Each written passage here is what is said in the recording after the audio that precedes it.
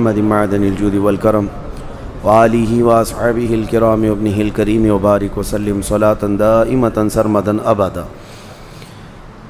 نبی پاک صلی اللہ تعالیٰ علیہ وسلم کی ہجرت کا تیسرا سال ہے، اور جیسے کہ میں نے بتایا دوسری ہجری میں جنگ بدر واقع ہو چکی تھی، اور جنگ بدر کے مقتولین جو تھے، جتنے مرے تھے، ان کافروں نے بدلے کی آگ میں پورے مکہ کو بھڑکا رکھا تھا، اور پھر وہاں سے تقریباً 3000 لوگ مکہ سے نکل کر کے مدینے پر چڑھائی کے لیے آ گئے۔ احد کے میدان میں یہ جنگ واقع ہو رہی تھی، دوسری جنگ ہے یہ جنگ احد۔ اس بیچ میں اور چھوٹی چھوٹی جنگیں ہوئیں، لیکن جو بڑی جنگ تھی جنگ احد، اور اس کا پورا نقشہ میں نے آپ کے سامنے رکھا۔ 700 صحابہ کرام تھے اور 3000 کے مقابل میں تھے، اور جنگ تقریباً یہ فتح کے قریب تھی۔ کفار میدان چھوڑ کر بھاگ چکے تھے، لیکن جو نبی پاک صلی اللہ علیہ وسلم نے جس اونچے ٹیلے پر 50 تیر انداز صحابہ کو کھڑا کیا تھا، وہ اتر گئے۔ حضور کا آرڈر آنے سے پہلے، حضور کا حکم آنے سے پہلے اتر گئے، جس کی وجہ سے اتنا بڑا نقصان ہوا کہ صحابہ بے خبری میں مال غنیمت جمع کر رہے تھے، تو خالد بن ولید اس وقت کافروں کی طرف سے سپہ سالار تھے، 200 گھڑ سواروں کو پیچھے کی طرف سے دوڑاتے ہوئے آئے، اور جو درے پر 10 لوگ بچے تھے جو چوٹی پر، ان کو پہلے شہید کر دیا، اور اس کے بعد پھر جو مال غنیمت جمع کر رہے تھے ان پر ٹوٹ پڑے۔ صحابہ کو یہ خبر ہی نہیں ہو سکی کہ کہاں سے حملہ ہو رہا ہے، کیسے ہو رہا ہے۔ تو جب ادھر بہت زیادہ ہم آہنگی ہو گئی، پھر جو بھاگے ہوئے مشرکین تھے وہ بھی بھاگ کر آ گئے، واپس میدان میں آئے، تو صحابہ بیچ میں پس گئے۔ پیچھے سے 200 لوگ حملہ آور ہیں، سامنے سے بھی 2500 سے زیادہ لوگ حملہ آور ہیں، تو اس میں تقریباً 70 صحابہ کی جانیں گئی، 70 صحابہ کی جانیں گئی۔ یہی جنگ ہے جس میں وحشی غلام نے ایک پہاڑ کے پیچھے، ایک ٹیلے کے پیچھے گھات لگا کر چھپ کر حضرت امیر حمزہ کو نیزے سے مارا۔ وہ نیزہ سیدھا آپ کے سینے پر آیا اور پیٹھ سے نکل گیا، اور اتنا تیز زخم تھا کہ حضرت امیر حمزہ زمین پر گر گئے۔ اسی میں حضرت مصعب بن عمیر جو جھنڈا اٹھائے تھے، جن کے دونوں ہاتھ کاٹ دیے گئے تھے۔ اور یہی جنگ ہے جس میں نبی پاک صلی اللہ تعالیٰ علیہ وسلم کی طرف بڑھ کر کے ایک کافر آیا جس کا نام عمرو تھا، اور وہ مکہ کا نامی گرامی پہلوان تھا، اور وہ آیا اور نبی پاک صلی اللہ تعالیٰ علیہ وسلم کے اوپر حملہ کیا، تلوار کی برچھی سے حضور کے چہرے پر مارا۔ نبی پاک صلی اللہ علیہ وسلم بھی اس وقت لوہے کی ٹوپی جو ہوتی تھی وہ پہنے ہوئے تھے۔ اس تلوار کی مار کی وجہ سے لوہے کی تانت حضور کے رخسار کے اندر چلی گئی، اور ایسے کہ اس وقت حضور اکرم صلی اللہ تعالیٰ علیہ وسلم کو بڑی تکلیف تھی، اور وہ پے در پے حملے کرتے جا رہا تھا، اور ان حملوں کے درمیان جو صحابہ کی جان نثاری ہے وہ دیکھنے کے قابل تھی۔ حضرت طلحہ، ابو طلحہ انصاری حضور کے سامنے یوں کھڑے تھے کہ جتنے تیر آ رہے تھے، جتنے تلوار برسر رہی تھیں، سب وہ اپنی پیٹھ پر لے رہے تھے۔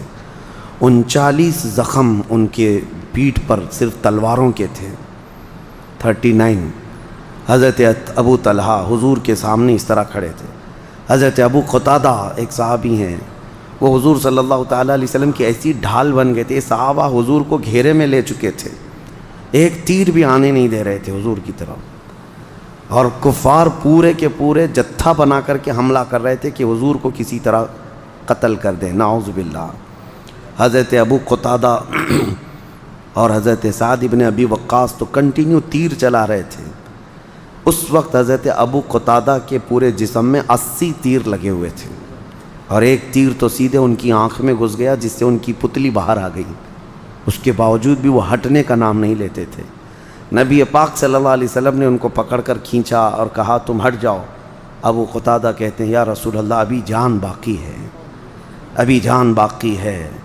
نبی کریم صلی اللہ تعالیٰ علیہ وسلم جب کبھی ان صحابہ کے کندھے پر ہاتھ رکھ کر کے اونچا سر کر کے کافروں کی طرف دیکھنا چاہتے تھے، تو حضرت ابو طلحہ ایڑیاں اٹھا دیتے اور اونچے ہو جاتے اور کہتے یا رسول اللہ چہرہ نہ اٹھائیں کہ کسی کا تیر آپ کے چہرے کی طرف نہ آ جائے۔ صحابہ کرام اتنی حفاظت، وہ اصل محافظ ناموس رسالت تھے، پہرے دار تھے۔ حضرت ابو قتادہ کی آنکھ جو باہر آئی، نبی پاک صلی اللہ تعالیٰ علیہ وسلم نے اپنی ہتھیلی میں ان کی آنکھ کی پوتلی، کسی کا آنکھ کا دیدہ پورا نکل آیا ہو، حضور نے اپنے ہاتھ میں لیا اور اس کے بعد واپس ان کی آنکھ پہ لگایا اور اپنا لعاب پاک لگا دیا۔ حضرت ابو قتادہ کہتے ہیں زندگی بھر مجھے خبر بھی نہیں ہوتی تھی کہ میری کون سی آنکھ پھوٹی تھی، اتنی میری آنکھ میں روشنی بھی تھی۔ اس کے بعد حضرت ابو عبیدہ بن جراح رضی اللہ تعالیٰ عنہ، یہ 10 صحابہ میں سے ہیں جو عشرہ مبشرہ ہیں، آئے۔ اس وقت کسی کی بھی یہ ہمت نہیں ہو رہی تھی کہ یہ جو تار اندر گئے ہیں لوہے کی سلاخ، اس کو کون نکالے، کیسے نکالے؟ رسول پاک صلی اللہ علیہ وسلم کی درد ہوگی، تکلیف ہوگی، لیکن نکالنا بھی ضروری تھا۔ کوئی ہاتھ لگانے کو تیار نہیں۔ حضرت ابو عبیدہ بن جراح آئے، انہوں نے ہاتھ نہیں لگایا بلکہ اپنے دانت سے پکڑ کر کھینچا، جس سے ان کے دانت ٹوٹ گئے۔ حضرت ابو عبیدہ کے دانت ٹوٹ گئے، وہ لوہا کھینچنے کے لیے حضور کے رخسار میں جو اندر جا چکا تھا لوہا، ان کے دانت ٹوٹ کر گرنے لگے۔ صحابہ ان سے کہتے رہے کہ تمہارے دانت چلے گئے۔ اسی میں نبی پاک صلی اللہ علیہ وسلم کے 2 دانت مبارک شہید ہوئے۔ تو حضرت ابو عبیدہ کہتے ہیں ہاتھ سے نکالتا اور حضور کا ایک دانت جاتا تو میں زندگی بھر اپنے آپ کو ملامت کرتا۔ میں نے اپنے چہرے سے، اپنے منہ سے اسی لیے نکالا کہ میرے پورے دانت چلے جائیں حضور کے ایک دانت کی برکت سے۔ ایک دانت بھی اگر نبی پاک صلی اللہ علیہ وسلم کا گیا ہے، لیکن اس میں جذبات دیکھنے کا تھا صحابہ کا۔ حضرت حارث رضی اللہ تعالیٰ عنہ ایک صحابی ہیں، وہ آئے اور حضور صلی اللہ علیہ وسلم کے جب خون بہہ رہا تھا، وہ لوہے کی ٹوپی سے اور جنگی لباس کے اوپر انہوں نے حضور کو ایسے تھام لیا تھا کہ جہاں جہاں خون آتا تھا وہ سب کو اپنی زبان سے چاٹ لیا کرتے تھے، اور سب خون حضور صلی اللہ علیہ وسلم کا ایک قطرہ بھی انہوں نے زمین پر گرنے نہیں دیا۔ نبی پاک صلی اللہ تعالیٰ علیہ وسلم نے بعد میں ان سے پوچھا کہ حارث تم نے میرا خون پی لیا؟ کہا یا رسول اللہ صلی اللہ علیہ وسلم، دنیا کا سب سے پاکیزہ خون اس زمین پہ کیسے گرتا؟ سب سے پاکیزہ خون اس زمین پہ کیسے گرتا؟ مجھے یہ گوارا نہیں تھا۔ اب اس کی جو سزا ہے میرے آقا وہ مجھے دی جائے۔ میں نے جو خون آپ کا پی لیا۔ نبی پاک صلی اللہ علیہ وسلم نے فرمایا حارث تم پر جہنم کی آگ حرام ہو گئی، جہنم کی آگ حرام ہو گئی جس کے جسم میں میرا خون ہو۔ یہ جنگ احد کے معاملات تھے، اور اس میں جو عورتوں کا کردار تھا، حضرت ام عمارہ ایک صحابیہ ہیں، یہ تو ایسی ہیں اللہ کی پناہ۔ حضور پاک صلی اللہ تعالیٰ علیہ وسلم ان کو دیکھ کر کے صحابہ پر رشک کر رہے تھے۔ خاتون تھی مدینے کی، اپنے بیٹے کو تیار کر کے لائی تھی میدان میں، اور اپنے بیٹے اور شوہر کے ساتھ لڑ رہی تھیں، اور کہتی جب تھک کر کے بیٹھتے بیٹے کو اٹھاتی، بیٹا اٹھ، یہ آج آرام کا دن نہیں ہے۔ نبی پاک صلی اللہ تعالیٰ علیہ وسلم کے اوپر جو حملہ آور ہے، آخری سانس تک لڑنا۔ جب کافروں نے حضور پر حملہ کیا تھا، اس وقت جو ڈیفنس میں صحابہ تھے اس میں یہ خاتون مدینہ ام عمارہ بھی ہیں، انہوں نے اپنے ہاتھوں سے تلوار کو روکا تھا، اپنے ہاتھ سے حضور کی طرف آنے والے تلواروں کو روکا، تیروں کو روکا۔ اور حد تو یہ ہے کہ جو عمر نام کا شخص ہے جس کو کہہ رہا ہوں، اس کے اوپر انہوں نے 2 تیر ایسے چلائے کہ اس کے لوہے کی ذرہ پھٹ گئی۔ ایک خاتون نے یہ تلوار چلائے تھے اور وہ بھاگا۔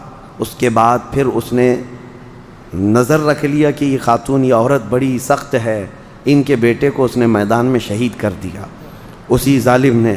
اس کے بعد دوبارہ وہ حضور کی طرف آ رہا تھا، نبی پاک صلی اللہ علیہ وسلم زخمی حالت میں تھے۔ ام عمارہ سے حضور نے کہا ام عمارہ یہی ہے تیرے بیٹے کو جو شہید کیا۔ حضرت ام عمارہ اٹھیں، کیا غضب کا جوش تھا، انہوں نے تلوار اٹھا کر کے ایسے اس کے نیچے مارا کہ نیچے کا دھڑی نکل گیا۔ یہ ایک خاتون ہیں۔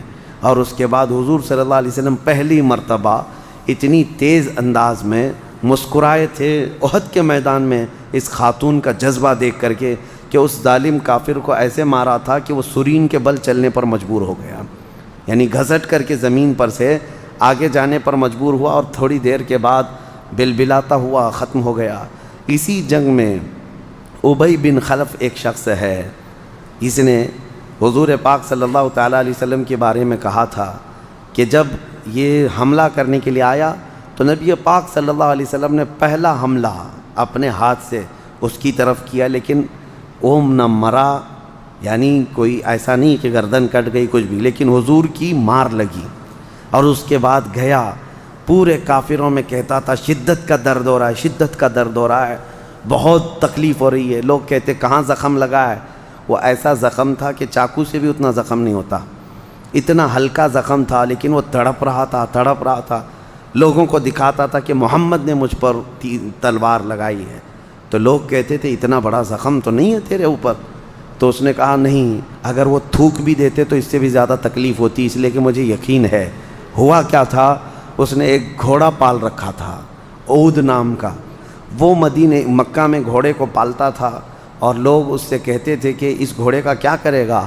وہ کہتا یہ گھوڑا مجھے بڑا عزیز ہے، اس گھوڑے پر بیٹھ کر کے میں محمد کا قتل کروں گا۔ مکہ میں یہ کہتا تھا۔ لوگوں نے آ کر کے حضور صلی اللہ علیہ وسلم سے عرض کیا کہ یا رسول اللہ، ابی بن خلف ایک گھوڑا پالا ہے، وہ کہتا اس پر بیٹھ کر کے آپ کو قتل کرے گا۔ حضور اس وقت جس کیفیت میں تھے آپ نے فرمایا وہ نہیں، میں قتل کروں گا۔ حضور کی زبان سے یہ الفاظ نکلے تھے۔ وہ ابی بن خلف کہتا ہے محمد نے کہا تھا تو ہو کر رہے گا۔ اس کے بعد وہ احد کے میدان سے مکہ تک نکلنے کے راستے میں اتنا تڑپا کہ اس کی لاش جسم سڑ گیا اور بیچ راستے میں مر کر ختم ہو گیا، جس کو نبی پاک صلی اللہ تعالیٰ علیہ وسلم کی، اسی لیے اعلیٰ حضرت فرماتے ہیں چین سے سوتا نہیں مارا تیرا یا رسول اللہ صلی اللہ علیہ وسلم۔ حضور پاک صلی اللہ تعالیٰ علیہ وسلم کا مارا ہوا کب چین سے سوئے گا؟ احد کے میدان میں یہ معاملات ہوئے۔ اس کے بعد جب 70 صحابہ کی شہادت ہوئی تو کافروں نے بہت سخت معاملہ کیا، صحابہ کے ٹکڑے کیے تھے۔ حضرت عبداللہ بن جہش ایک صحابی ہیں جن کے جسم کے تقریباً 80 ٹکڑے کیے اور ہار بنا کر ان کے ٹکڑوں کا گلے میں پہنایا، اور حضرت امیر حمزہ کا سینہ چاک کر کے کلیجہ چبایا گیا تھا۔ لیکن قربان جاؤ مدینے والوں کا صبر کیا تھا، 70 میں سے 64 انصار صحابہ شہید ہوئے، 64 انصار صحابہ اور 6 مہاجرین صحابہ شہید ہوئے تھے۔ 64 صحابہ نے جان دے دی مدینے کے، انصار میں سے ان کی کم قربانیاں نہیں ہیں انصار کی۔ جب شہداء کو دیکھنے کی بات آئی تو حضرت صفیہ رضی اللہ تعالیٰ عنہ جو حضور کی سگی پھوپھی ہیں یہ آئیں میدان میں، کیونکہ ان کے سگے بھائی شہید ہوئے تھے امیر حمزہ۔ نبی پاک صلی اللہ علیہ وسلم نے صحابہ سے منع کر دیا تھا میری پھوپھی کو آنے مت دینا، وہ اپنے بھائی کی لاش دیکھے گی تو برداشت نہ کر پائے گی۔ بڑی گہری محبت تھی امیر حمزہ سے اور حضرت صفیہ سے۔ حضور نے منع کیا تھا کہ لاش دیکھنے نہ دو صفیہ کو، لیکن وہ میدان میں پہنچ گئیں، اور جب آئیں تو حضرت امیر حمزہ کا کٹا ہوا جسم دیکھا، ٹکڑے دیکھے، سنبھال کر جسم کو رکھا، اور غضب ہے۔ صحابہ کہتے ہیں حضرت صفیہ کو ہم نے دیکھا اس وقت اپنے بھائی کی لاش پر کھڑے ہو کر عام دنیا کی عورتوں کی طرح ماتم یا نوحہ نہ کیا، بلکہ صرف اللہ کی طرف یوں عرض کیا انا للہ و انا الیہ راجعون، اتنا کہا اور واپس چلی آئیں۔ مدینے والوں کا یہ صبر تھا کہ انہوں نے اپنے لال قربان کر دیے تھے میرے مصطفیٰ کریم صلی اللہ علیہ وسلم کی دفاع میں۔ اس جنگ کا جو خسارہ ہے وہ بڑا خسارہ تھا، بڑا نقصان تھا۔ 70 صحابہ میں بڑے بڑے نامور صحابہ شہید تھے۔ بہرحال اس میں وہ جوان حنظلہ رضی اللہ تعالیٰ عنہ جن کی اسی رات کو شادی ہوئی تھی، مدینے میں اسی رات کو شادی ہوئی تھی، اپنی بیوی کے ساتھ وہ سہاگ رات میں تھے، لیکن رات کو اعلان ہوا کہ نبی پاک نکل پڑے ہیں۔ انہوں نے اپنی بیوی سے کہا کہ چاہے تو طلاق لے لے، میں جاتا ہوں۔ ان کی خاتون نے کہا طلاق مت دو، زندگی میں ساتھ کر لیا ابھی دنیا میں، آخرت کی زندگی سے الگ کیوں کرتے ہیں؟ آپ جائیں، اگر صحیح سلامت لوٹ کر آئیں گے تو میں غازی کی بیوی کہلاؤں گی، نہیں لوٹ سکے تو میں شہید کی بیوہ کہلاؤں گی۔ اسی حالت میں وہ نکل آئے رات کے وقت، کیونکہ میں نے پہلے ہی بتایا حضور رات کو نکلے تھے مدینے سے احد کے لیے، جو رات کے وقت نکلے تھے، اور فجر کی نماز آپ نے وہاں پڑھائی تھی۔ اور پھر جنگ کے میدان میں حضرت حنظلہ شہید ہو گئے تھے، جوان صحابی، لیکن ان کی لاش غائب ہو گئی مدینے جنگ احد کے میدان سے۔ صحابہ اکرام نے کہا ہم نے ان کو شہید ہوتے دیکھا، حضور صلی اللہ علیہ وسلم نے فرمایا جاؤ فلاں جگہ پر ان کی لاش ہوگی۔ تو جا کر کے دیکھا گیا ان کی لاش تھی لیکن غسل دی ہوئی لاش ہے، جس کے اوپر پانی کے قطرات ٹپک رہے ہیں۔ صحابہ نے کہا یا رسول اللہ ان کو تو کوئی نہلا کر رکھا ہے۔ اللہ کے نبی نے فرمایا اس کی لاش کو اللہ کے ملائکہ اٹھا لے گئے تھے اور جنت کے پانی سے غسل دے کر کے لائے ہیں۔ شہید کو غسل کیوں دیا گیا؟ شہید کے لیے غسل نہیں ہے، شہید جن کپڑوں میں انتقال کرتا ہے انہی کپڑوں میں اس کو دفن کرنا ہے، اسے کفن بھی نہیں پہنایا جاتا شہید کے لیے۔ جنگ میں جو شہید، اس کا اعزاز ہے یہ، وہ اپنے کپڑوں میں اللہ کی بارگاہ میں جاتا ہے اور اسے غسل نہیں ہے۔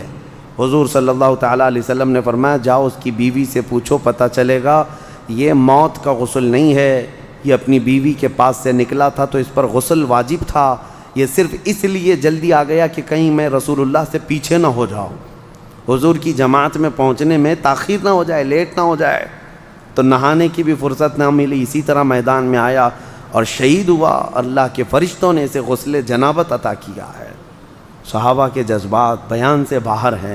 اس میں ایک عمرو بن جموح صحابی ہیں، وہ اپنے بیٹے کے ساتھ نکلے تھے مدینے سے، لنگڑے تھے یعنی پیر سے معذور تھے، اور حضور صلی اللہ تعالیٰ علیہ وسلم کی بارگاہ میں اجازت لے کر کے آئے تھے کہ آقا میرے لیے دعا کریں کہ میں اپنے گھر والوں کے پاس واپس نہ لوٹوں۔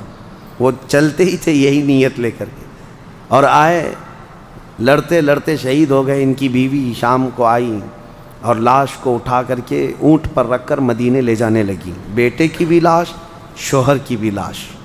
کیسی خواتین تھیں!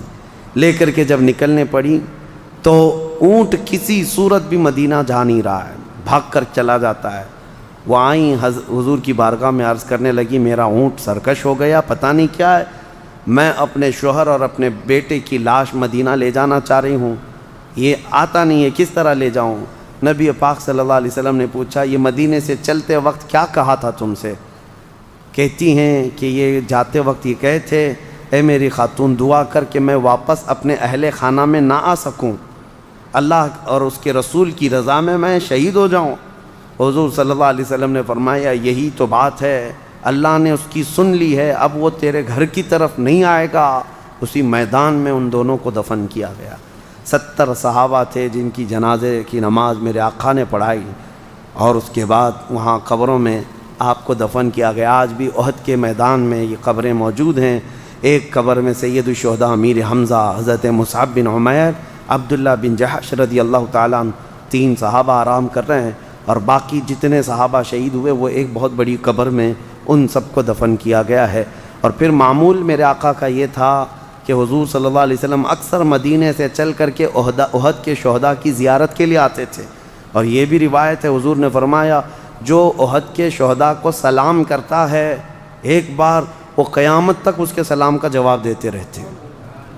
ہاں وہ زندہ ہیں اپنی قبروں میں، اللہ نے ان کو تصرف عطا فرمایا ہے۔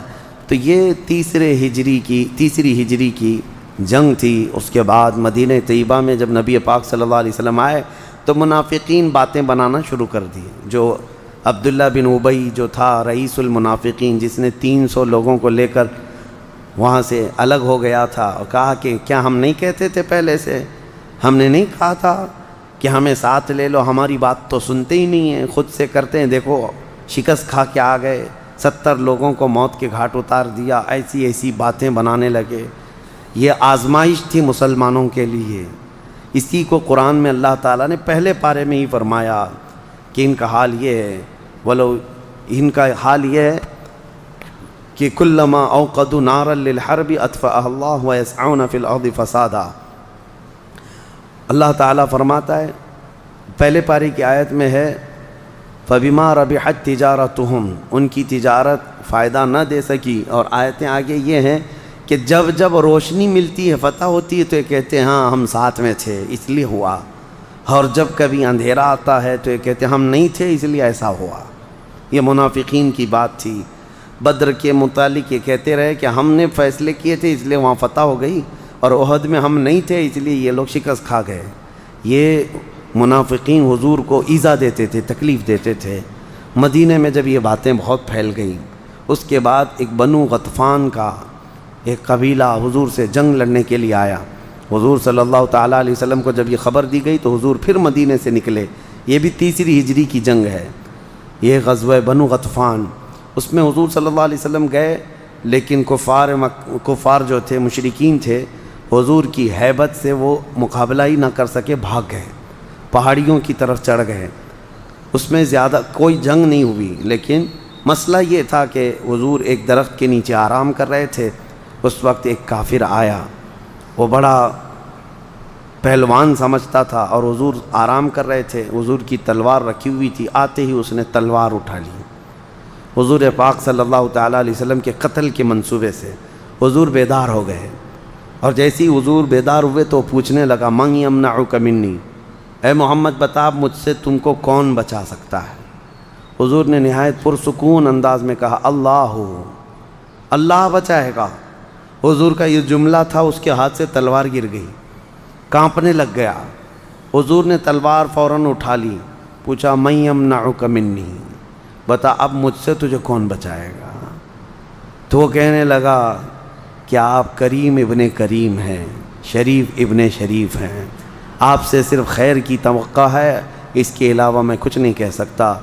نبی پاک صلی اللہ تعالیٰ علیہ وسلم نے فرمایا تو نے جیسا میرے متعلق گمان کیا میں تیرے ساتھ ویسا ہی سلوک کرتا ہوں، میں تجھ پر تلوار نہیں اٹھاؤں گا، جا واپس چلا جا۔ معاف کیا، حضور نے معاف کیا۔ اس کے دل میں ایسی بات ہو گئی کہ اسی وقت وہ کلمہ طیبہ پڑھا اور اسلام لایا، اور اپنی قوم کو جا کر واپس تبلیغ کیا اور کہا جس محمد سے تم لڑنے کے لیے آئے ہو وہ لڑنے والا رسول نہیں ہے، وہ دلوں میں محبت ڈالنے والا رسول ہے۔ اپنے قبیلے میں بھی اسلام کی تبلیغ کیا۔ ان ظالم کتوں کو یہ سب سیرت نہیں معلوم جو یہ سمجھتے ہیں کہ صرف تلوار سے اسلام کو پھیلایا گیا ہے۔ حضور کے ہاتھ میں تلوار بھی تھی، قبضہ بھی تھا، اور اس وقت پاور بھی تھا، جس کو چاہتے مارتے، قتل کرتے۔ نبی پاک صلی اللہ تعالیٰ علیہ وسلم کا مقصد خون بہانا نہیں تھا۔ اللہ کے نبی صلی اللہ علیہ وسلم اس زمین پر فساد کے لیے نہیں، امن قائم کرنے کے لیے تشریف لائے، اور لوگوں کو مخلوق کی عبادت سے نکال کر خالق کی عبادت میں لگانا، یہ اہم پیغام تھا۔ تیسری ہجری میں 2 غزوے اور ہوئے تھے، دو بڑے اہم واقعات۔ ایک ہے مقام رجیع، ایک جگہ ہے جہاں 10 صحابہ کو حضور نے بھیجا تھا۔ ایک کافروں کا قبیلہ آیا، انہوں نے کہا ہم سب ہمارے خاندان والے ایمان لائیں گے، آپ اپنے صحابہ کو ہمارے ساتھ بھیج دیجئے تاکہ وہ اسلام سکھائیں۔ حضور نے 10 صحابہ کو چنا اور ان کو بھیجا۔ یہ کافر ساتھ میں گئے، لیکن جب اپنے علاقے میں گئے تو دغا کر دیا، دھوکہ کیا۔ سارے کافروں نے مل کر تلواریں نکالی اور ان 10 صحابہ کو شہید کر دیا۔ 10 صحابہ کو شہید کر دیا۔ ان میں بھی بڑے نامور صحابہ تھے، دھوکے سے قتل کیا۔ یہ نبی پاک صلی اللہ تعالیٰ علیہ وسلم کو اس کا بڑا غم تھا، بڑا قلق تھا۔ اور یہی ایک واقعہ اسی طرح کا بیر معونہ ایک جگہ ہے، وہاں پر بھی حضور صلی اللہ تعالیٰ علیہ وسلم نے صحابہ کو بھیجا تھا، تقریباً 70 صحابہ۔ اس میں بھی ان کافروں نے دھوکے سے کچھ صحابہ کو شہید کیا۔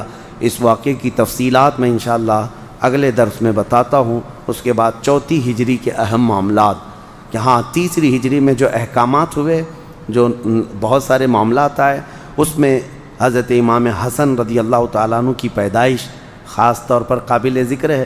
مولا علی کے گھر میں پہلا بیٹا پیدا ہوا، وہ حضرت امام حسن 3 ہجری میں پیدا ہوئے۔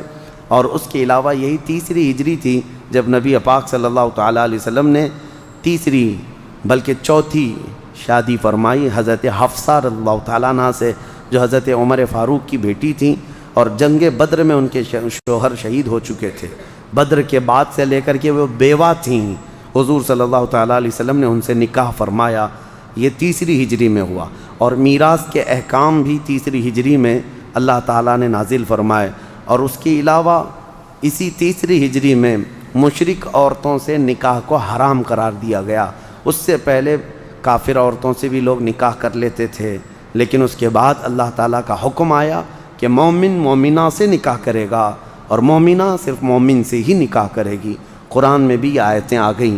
اس کے بعد یہ حرام قرار دے دیا گیا کہ کوئی مومن کسی مشرک سے یا مشرکہ سے نکاح ہرگز نہیں کر سکتا۔ یہ بات آج بھی صاف سمجھ میں آنا چاہیے لوگوں کو۔ ہم جو ہے مکس کلچر میں رہتے ہیں، ہمارے نوجوان اس بات کو سمجھتے نہیں، اور یہ سمجھتے ہیں کہ کسی بھی لڑکی کو حاصل کرنے کے لیے کوئی نان مسلم ہے، نکاح کرنا ہے، اور نکاح کرنے کا ذریعہ یہ سمجھتے ہیں کہ ہم ان کو اسلام کی طرف بلائیں گے اور اسلام وہ قبول کر لے گی، ہم نکاح کریں گے۔ ایک بڑا ثواب کا کام، اس کو بہت بڑا ثواب کا کام سمجھتے ہیں۔ یقیناً ثواب کا کام ہے، آپ جاؤ خوب تبلیغ کرو اور لوگوں میں اسلام بانٹو۔ شادی کے لیے تھوڑی نا اسلام ہے، شادی کے لیے اسلام یہ بہانہ نہ ہو، ورنہ جو شادی کے لیے ہی اسلام میں آیا ہو، کیا پتہ کہ تمہاری شادی اگر برقرار نہ رہی تو پھر وہ اپنے واپس اسی دھرم میں چلے جائے یا اپنے بچوں کو بھی وہی مرتد بنا دے۔ ہاں، یہ میں اس کے ناجائز ہونے کی بات نہیں کرتا، لیکن بات یہ ہے کہ جس کو اسلام میں آنا ہے اس کو دل سے آنا چاہیے، دل سے آئے اور دل سے وہ تسلیم کرے اللہ اور اس کے رسول کے احکامات کو، تب وہ مومن ہے۔ اور لوگوں کو یہ انتظار بھی کرنا چاہیے 6 مہینے دیکھیں کہ کیا وہ اپنے ایمان پر باقی ہے یا نہیں۔ ایسے کئی معاملات ہمارے سامنے موجود ہیں۔ ایک صاحب ہمارے پاس آتے تھے، نماز پڑھتے تھے، شادی شدہ تھے، لیکن پتہ نہیں دوسری عورت کے چکر میں چلے گئے اور غیر مسلم، اور اس کو کلمہ پڑھایا، ایمان میں لایا اور شادی کر کے پہلی والی کو بیچارے 2 بچوں کے ساتھ چھوڑ دیا، اور پھر اس کے ساتھ ایسا مگن ہوا، ابھی موجود ہے وہ شخص، چند سالوں پہلے کی بات میں کہہ رہا ہوں۔ اس کے بعد اب کے حالات یہ ہیں کہ یہ وہ دوسرے قوم کی عورت تھی، ایسا غلبہ کر گئی کہ اس شخص کو لے کر اپنے ہاں چلی گئی، اور یہ شخص جو کبھی مسجد میں آتا تھا اب وہ مندر میں پوجا پاٹ کرتا ہے روزانہ، اور بچے اس سے بھی ہوئے ہیں اور بچوں کے نام بھی ہندوانہ رکھا ہے۔ ہاں، لوگ جو یہ سمجھتے ہیں کہ ہم ان کو ایمان کی طرف لائیں گے، کبھی ایسا ہوتا ہے کہ محبت تمہارے اوپر غالب آ گئی کسی کی، کہیں ایسا نہ ہو کہ وہ تمہارا ایمان ختم ہو جائے۔ ایک بہت بڑے محدث ایسے گزرے ہیں، بہت بڑے محدث ہیں جن کی حدیث کی کتابیں ہیں، ایک خارجی عورت سے ان کو پیار ہو گیا تھا، محبت ہو گئی۔ اس وقت کے علماء نے انہیں کہا بھی تھا کہ آپ کس سے نکاح کر رہے ہیں؟ آپ نے کہا میں اس کو اہل سنت و جماعت بناؤں گا، اس کو میں سنی بناؤں گا، اور اس کے لیے ایسے ویسی باتیں کیے، اور اس کے بعد وہ نکاح کر کے آ گئیں۔ تو یہ بڑے محدث جو تھے اہل سنت و جماعت کے، یہ خود ہی خارجی بن گئے اور کفر کی موت مر گئے، کفر کی موت۔ محدثین نے یہ واقعہ لکھا ہے، یہ عبرت کے لیے ہے کہ جب اتنی بڑی حدیثوں کا عالم بہک گیا، ما شما ہم سب ہماری کیا حیثیت ہے۔ یہ بات یاد رکھیں، اللہ تعالیٰ نے حکم نازل فرمایا 3 ہجری میں ہی، یہ اہم واقعات تھے 3 ہجری کے۔ انشاءاللہ العزیز سیرت کے باب کو کنٹینیو کیا جائے گا۔ وآخر دعوانا الحمدللہ رب العالمین۔